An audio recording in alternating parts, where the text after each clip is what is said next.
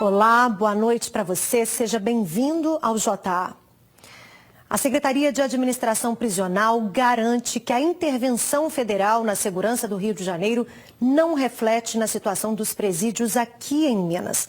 A falta de estrutura e a superlotação carcerária traz risco eminente de represália à medida decretada pelo presidente Michel Temer no estado vizinho. Hoje, o presídio Milton Dias Moreira, em Japeri, na Baixada Fluminense, foi alvo de uma operação das Forças Armadas, realizada dentro do decreto de garantia da lei e da ordem, outra medida do governo em apoio ao Plano Nacional de Segurança Pública. Em busca de armas, drogas e celulares, 380 homens, entre eles 250 militares do Exército, participaram da varredura na unidade. A ação foi após a rebelião no último domingo, quando uma granada de efeito moral, 2 pistolas e um revólver foram apreendidos no presídio da Baixada Fluminense. Os detentos se rebelaram por causa de uma tentativa frustrada de fuga.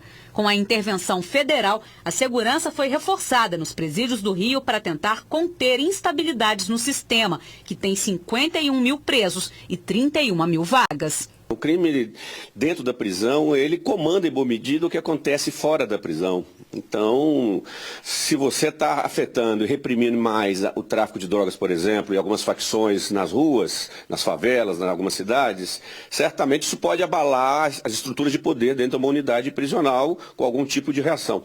Então, é por isso que as duas ações têm que estar coordenadas. De acordo com a Secretaria de Administração Prisional do Estado, Minas Gerais tem hoje 33 mil presos condenados. Número que é maior segundo a OAB e chegaria a 73 mil se somados também os presos provisórios.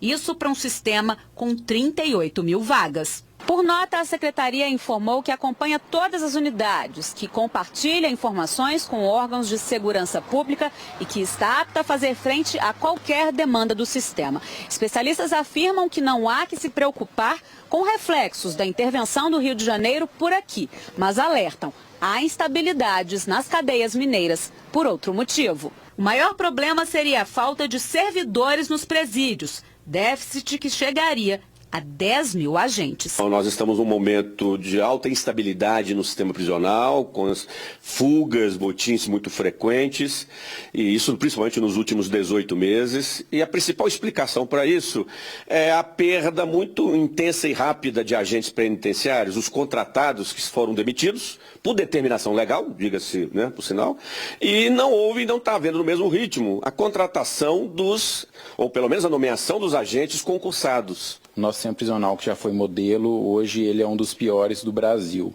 tendo em vista a inexistência ou o número o grande déficit de agentes penitenciários, o que faz com que todo o sistema prisional não funcione em conformidade com a legislação constitucional e federal, afastamentos médicos, as escolas que são fechadas, parcerias com prefeituras que são extintas. Então o sistema prisional ele vem travando, ele não funciona, ele não faz a sua função de reinserção social daquela pessoa privada de liberdade. A noite dessa terça-feira e a madrugada de hoje foram marcadas pela prisão de 2 homens e pela morte de outro, suspeitos de envolvimento no roubo de veículos de transporte de passageiros por aplicativo na Grande BH. A repórter Etel Correia tem os detalhes. O Renault Sandero foi roubado no bairro Tropical, em Contagem. Segundo a PM, o motorista foi rendido por 3 homens que pediram uma corrida pelo aplicativo 99 Pop e, no caminho, anunciaram o assalto. Chegou ao local, ele iniciou a corrida, já na altura do bairro Riacho, na rua Mantiqueira, eles anunciaram o assalto, libertando ele só no bairro Tropical.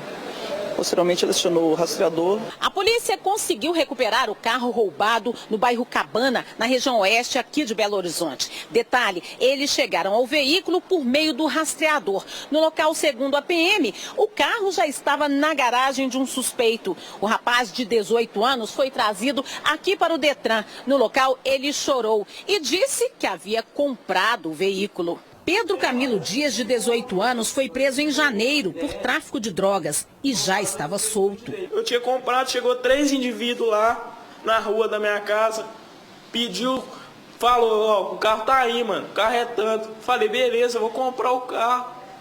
Quanto você ia pagar? Eu ia pagar R$400 no carro. Mas em relação a crime de eu ter ido lá roubar carro, eu nunca fiz isso na minha vida. Eu não estava mais envolvido com mais nada. Pedro, mas como é que você compra um carro por R$400? Tudo bem, senhora. Eu sei que isso está errado. Eu não tiro o meu da reta, não, está errado. E essa versão dele também é descartada no momento que a vítima já o reconheceu como autor do delito também.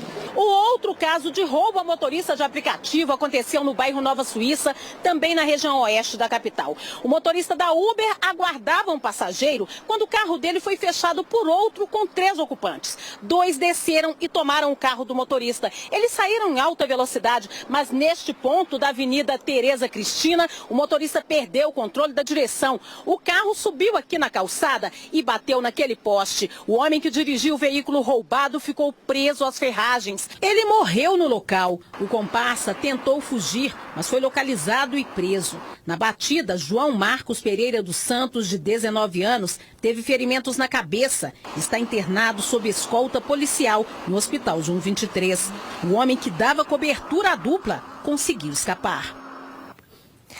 O Ministério Público de Minas Gerais, por meio do PROCON, firmou termo de ajustamento de conduta com a empresa Sani Brinquedos para retirar do mercado o produto Playmobil City Action Bank. Segundo o promotor de justiça, Fernando Abreu, o produto direcionado ao público infantil é impróprio e inadequado, porque é um brinquedo que simula um assalto a banco, com os bonecos de ladrão e vítima, sem ter sequer a figura do policial.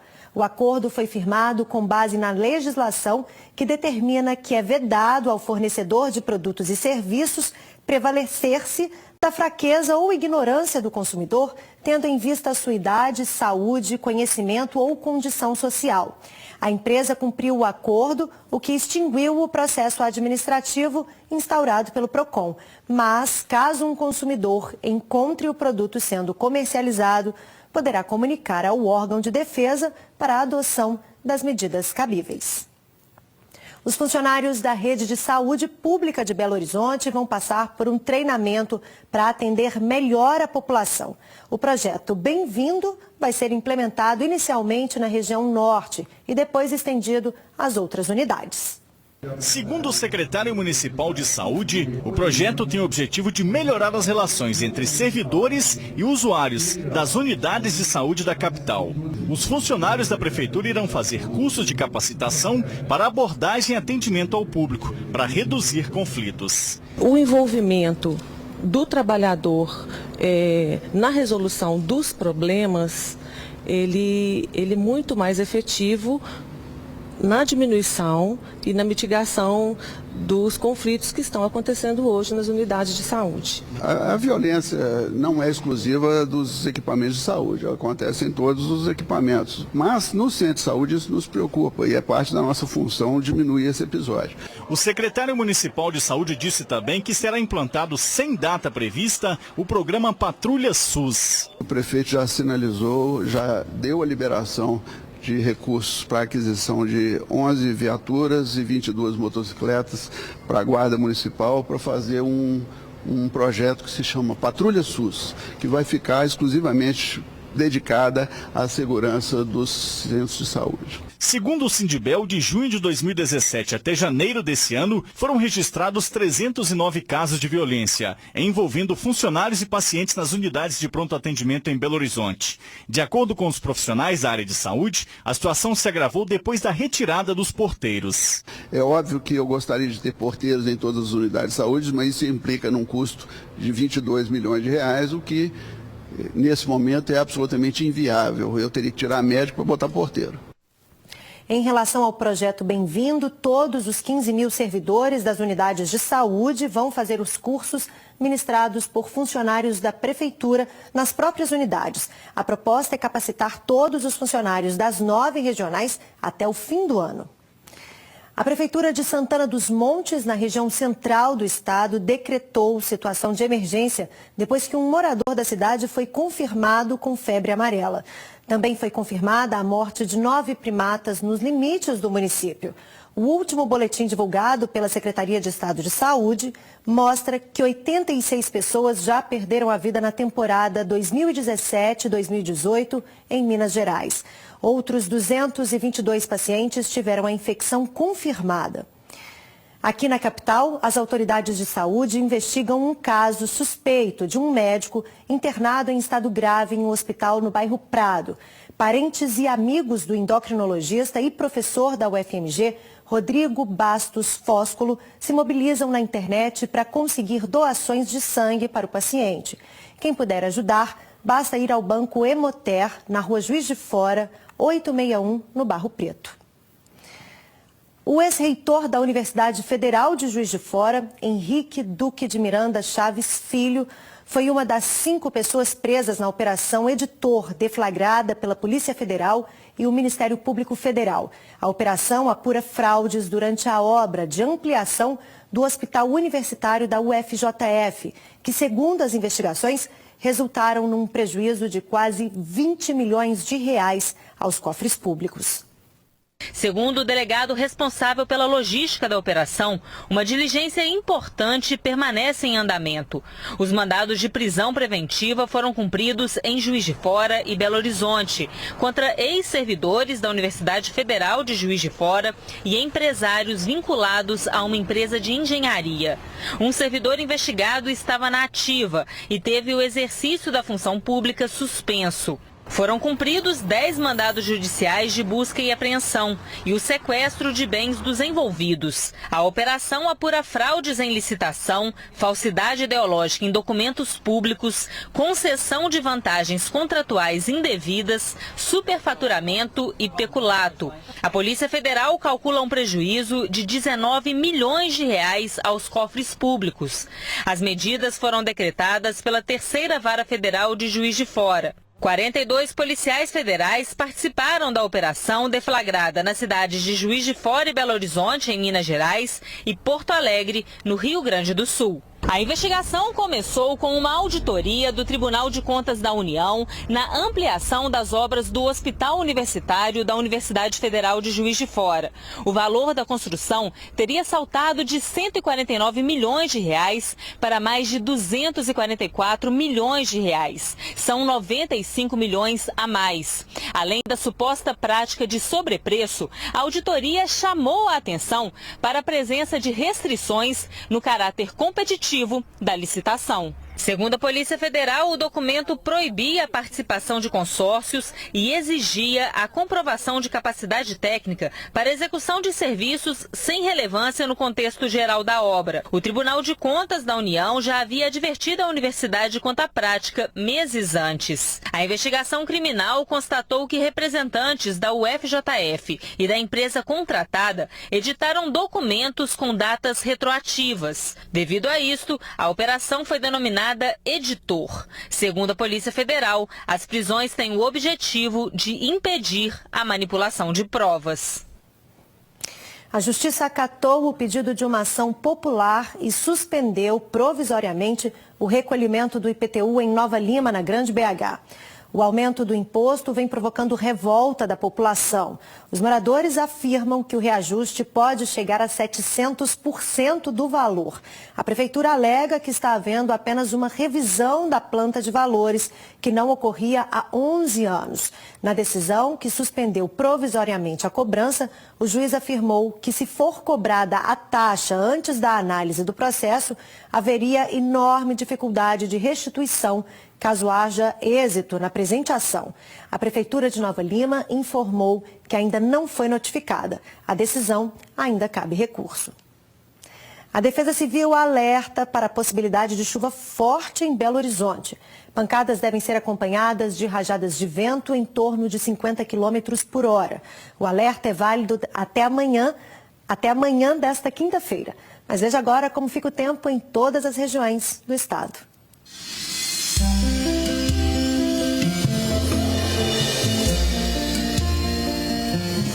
céu fica nublado com possibilidade de pancadas de chuva e trovoadas em todas as regiões mineiras. As temperaturas podem ficar mais amenas. Na capital, mínima de 20 e máxima de 27 graus. Em Salinas, os termômetros ficam entre 21 e 34. Vão de 16 a 30 graus em Formiga. Variam entre 19 e 29 em Campos Gerais. E em Sete Lagoas, mínima de 20 e máxima de 28 graus. O rinoceronte Duran, macho de 27 anos, um dos moradores mais velhos do zoológico de Belo Horizonte, morreu nessa tarde. A informação foi confirmada pela Fundação Zoobotânica. Veterinários ainda avaliam as causas da morte. O animal vivia no recinto há mais de 10 anos. Segundo o Sindicato dos Servidores Públicos Municipais, o Conselho de Bioética vai verificar a responsabilidade. O local onde Duran vivia havia sido reformado para a colocação de um piso mais macio. A medida foi tomada por causa de uma inflamação no casco das patas dele, que dificultava a locomoção. 11 flanelinhas foram presos no fim dessa tarde no centro de Belo Horizonte.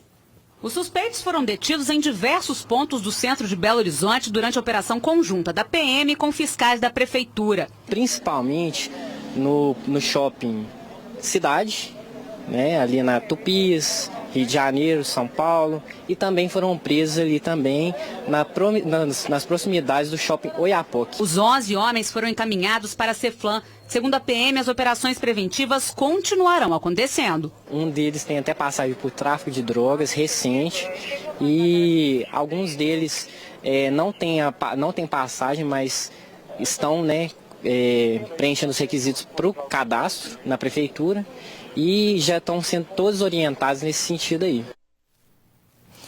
Você ficaria com medo se escutasse gritos de socorro vindos de dentro de um cemitério? Calma, não precisa se assustar. É que uma mulher ficou presa dentro do cemitério de Campos Gerais, no sul de Minas. O repórter Marlon Santiago conta essa história. Imagina você ficar preso dentro de um cemitério. Iria ficar com medo? Seu João, fica sentado conversando, jogando no baralho, mas do lado de fora do cemitério, né? Lá dentro o senhor não quer conversa, não? Não, lá não é, só mais tarde. Foi exatamente isso que aconteceu com uma mulher em Campos Gerais. Esse vídeo, gravado por moradores, mostra a idosa sendo resgatada de dentro do cemitério da cidade. Ela não teria saído do local no horário do fechamento e ficou presa. Esse manobrista precisou usar uma escada para resgatar a senhora, que teve que pular o muro. Aí, gente, o velório municipal de Campos Gerais fecha as portas com a senhora lá dentro, ó. Falta de respeito e vergonha. Segundo informações das pessoas que ajudaram a mulher sair, ela veio até o cemitério visitar alguns entes queridos, mas acabou esquecendo do horário. Quando ela percebeu que não tinha mais ninguém aqui dentro, decidiu sair. Só que quando chegou aqui na entrada, encontrou o portão fechado. Imagina só o desespero.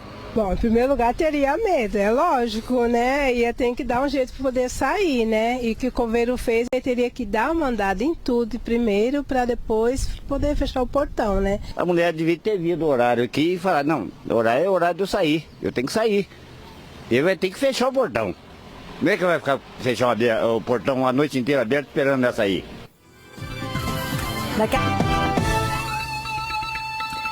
Você que é de Montes Claros ou tem parente na cidade e quer assistir toda a programação da TV Alterosa com sinal digital, basta fazer uma busca de canais na sua televisão e sintonizar no 10.1.